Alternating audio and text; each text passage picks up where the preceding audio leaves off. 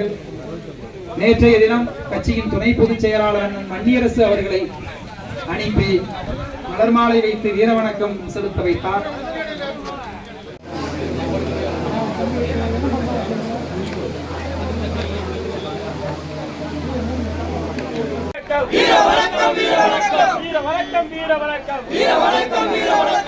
நாட்டின் போராளி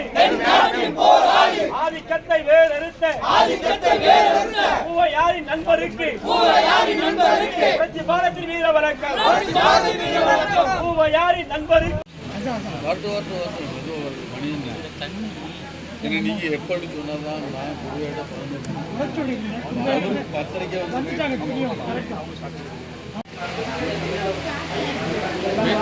முன்னாடி வாசல்ல நிக்கியா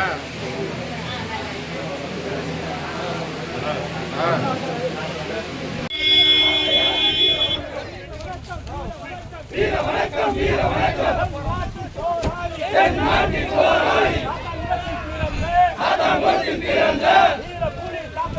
வீரப்புலி சாட்டையாருக்கு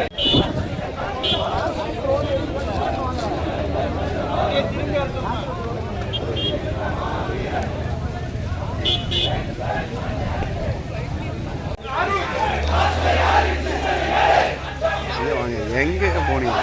ஒரு தகவல் நம்பரை சேவ் பண்ணல சேவ் மாட்டேன் இங்கே இருக்க வாரிய வாரிய ஒன்றும் சொல்ல மாட்டீங்க நாங்களாம்